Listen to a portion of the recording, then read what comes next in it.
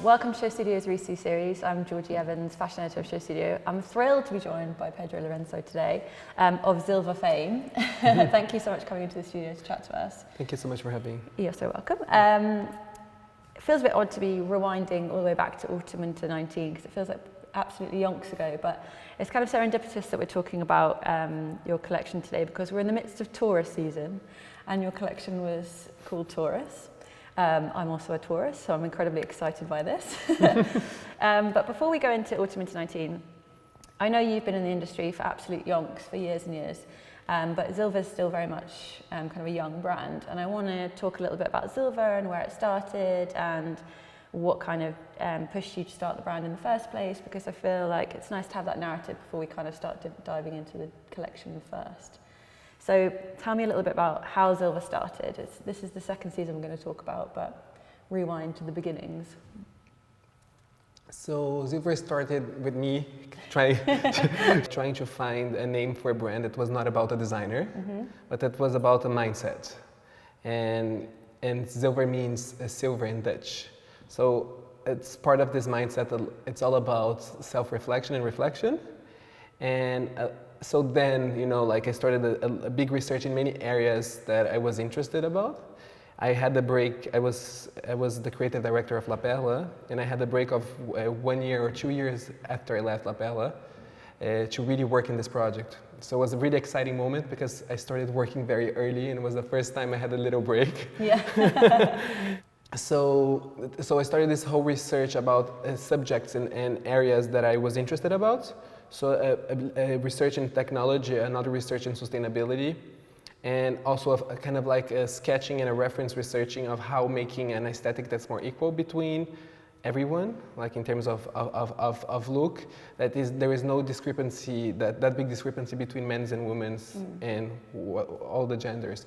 So yeah, so that was the whole process, and then the sustainability process was a lot about understanding what sustainability means and how brands position themselves about sustainability, what is actually possible to be done, what will be possible to be done in the future, and what was actually our perspective in terms of how we see sustainability and how we want to deal with this. So we'll look at some of the garments in closer detail later on, but what kind of sustainability are you guys working with? I remember reading you're working with EcoAge, is that correct? Yeah, we did a research with EcoAge in that process in the beginning of the research of creating the brand. I think for me, for our team, it's important to consider that sustainability is not a marketing tool for us. Absolutely. And it's impossible to be 100% sustainable. So we don't like the idea of calling ourselves sustainable, but we like to be engaged and be aware of what are the technologies and options available, so we can, when we make decisions, should be more radical as we can. So that's basically our approach. We are always looking for new technologies or new options available, also trying to find a balance between actually finding those technologies, but also being able to make them become production because of quantities or because also the process of some of those things are quite difficult. Still, they cannot go in production, and in applying as radically we can in the collection. And being honest about sharing with the consumer exactly what we do and what we're trying to do. Yeah, I think that honesty is something that's really infectious, and I think partly why people are so enamored with ZILVER in the first place is because it's so honest and so modern in its approach to this attitude, and you're quite right when you say it certainly doesn't feel like a marketing strategy in any way or shape. It just feels truly honest, like truly passionate and interested in what goes behind, and your buyers are too because of that, if that makes sense. What's the kind of jumping off point for collection? So is it the methodology first of the sustainability? Are you looking at different ways to craft before you look at the patterns, or are you looking at the horoscope ideas, or because your previous season was called Aries, so you're working through the zodiac, but is it the zodiac that inspires the ideas? Is it the methodologies behind the clothes, or what? Tell me a little bit about the process. Totally. So I think we actually like the whole idea that the zodiac is an archetype, and is actually a language that we use internally to define actually the process of the business developing, but also the direction we're going to give the collection, what's kind of like the feeling you will have with the collection. So we definitely start from the zodiac sign, but also with certain freedom to interpret it. And that's what's so interesting, because it's a language, so it's not very strict. Yeah. But there is some traits that we try to push radically. And then we start moving to the design of the items. And the last thing we do is the fabric research. Oh, right, okay. So the fabric research, it's not, we're doing, of course, in the same time, but the decisions are made for the product to be right, and not for it only to be sustainable and to be conscious. It's important for us that the design aspect comes first. First, yeah. Yes. And of course, it's the other side is very important as well. I think it's a lot about the material world, and it's all about also the material values.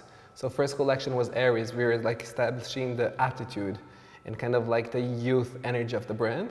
And Taurus was growing up a bit more, and was a bit like exploring with the materials and also exploring with the sensorial aspect of things.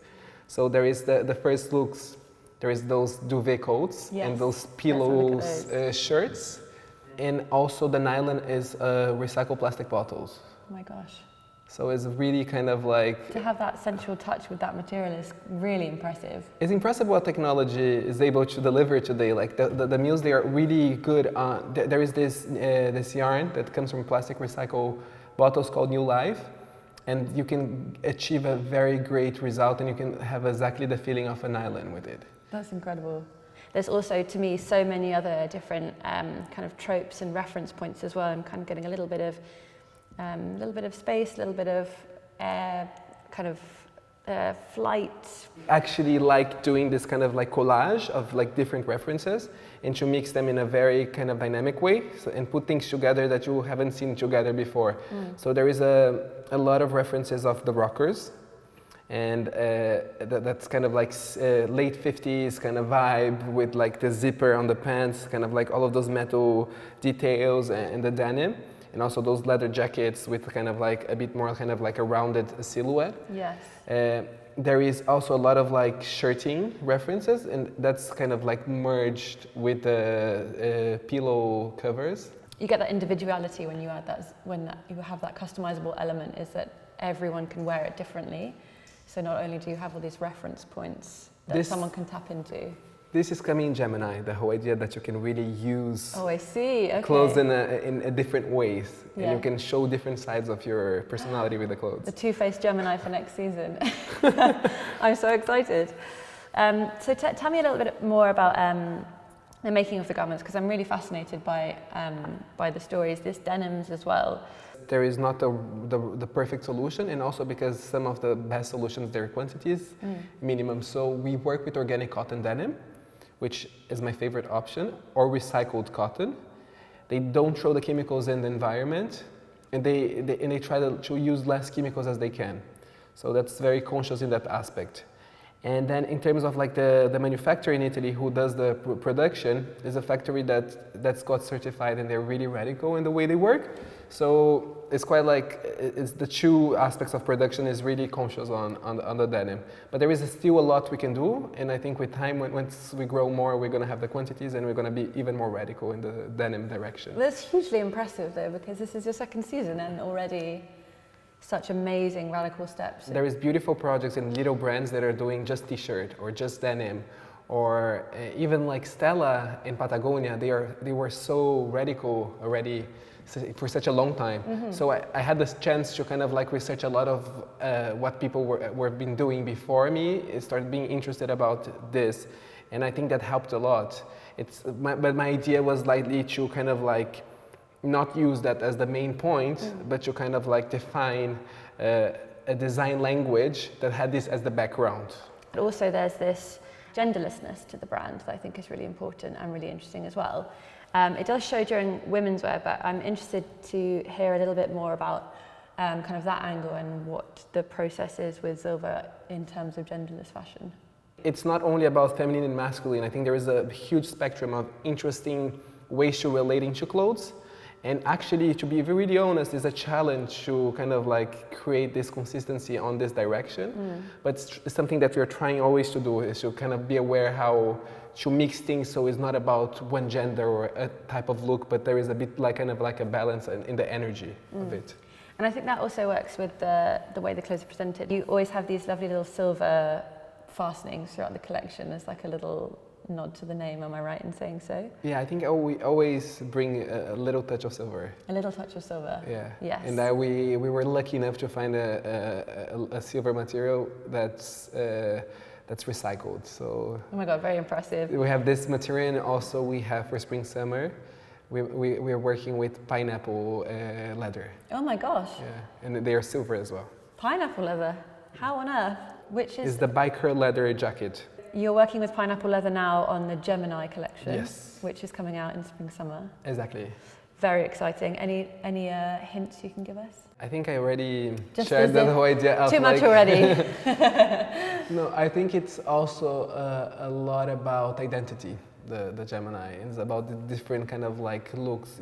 I think this Taurus collection was about kind of like a type of look for everyone, even though the looks were different. But the energy was quite similar. And the Gemini, you don't know what you can get. Suddenly you can have a surprise in the middle of a look. It's less unexpected the way the collection will be built. A lot of designers tap into the individual, but I love the idea of designing for a horoscope in mind. It's kind of a personality, different personality traits. I study astrology since I'm very young. My parents obsessed by astrology, so it's kind of like a language have been part of my youth. Before we go, I have to ask you what your sign is. My sign is Cancer. Cancer, okay, we look forward to the Cancer collection. Fantastic, thank you so much for coming to chat to me today. It's been such a joy to have you. And we'll speak soon. Looking forward to seeing the new collection. Thank you so much.